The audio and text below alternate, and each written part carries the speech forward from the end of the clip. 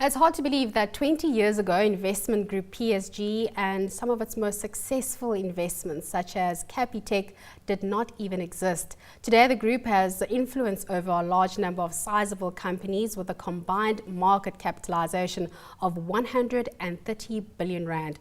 I'm joined by Finweek editor Jana Marais to discuss the outlook for PSG. Jana, thanks for your time. From one successful company to another, yes. PSG, they've done really well. Capitec, just being one example, but can they replicate the success? I think that's the golden question, and that's what everybody wants to know, because I think PSG is trading at quite expensive levels. So you want to know, is there potential for this thing to continue? Look, I think history has shown us that it's probably wisest not to bet against PSG's management team. So I would say, yes, I would certainly be keeping an eye on whatever they're putting money into in future. I think the one thing that everyone is keeping an eye out is they've got a just over 50% stake in a new company, Energy Partners, which basically partners with businesses to help them find electricity solutions. And they're planning to list that within the next 2 years. So that's certainly a space to watch. So yes, I think interesting space, and don't bet against them.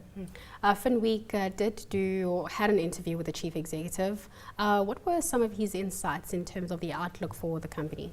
Look, I think one of the things that was interesting for me reading it is that he's actually quite optimistic about South Africa.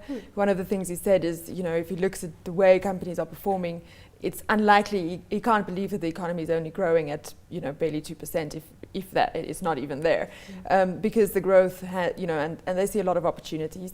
I think the other interesting thing is that he says they don't actually necessarily need another big Curro or Capitec or Zeder, because those companies within themselves have so many opportunities to grow still. So in the medium term, they're quite comfortable where they are. And they still see quite a bit of room for growth. So yeah, interesting views. And also he shares a few of the tips, things that he's learned from his father, Yanni, yes, who obviously started PSG 20 years ago. So I think it's an interesting read, you know, and it's obviously a privilege to grow up around the dinner table learning from somebody like that. Interesting to see that he's still very, very bullish on South Africa and the economy as a whole. In your first answer, you mentioned that PSG is rather expensive. So what is the consensus, or what do you think in terms of it being so expensive? Still a good investment? Look, I think overall it's trading and all its units above PEs of 20. So I suppose if you're a value investor looking for a bargain, PSG and its constituents certainly is not the place you're going to be putting your money. But then I also think, given the track record of the company,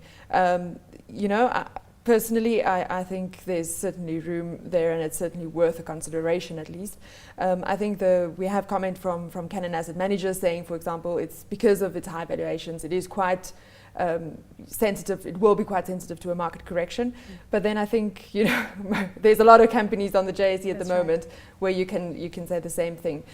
So perhaps maybe we should see how things play out. But I certainly think it's worth a look at. Jana, thanks so much.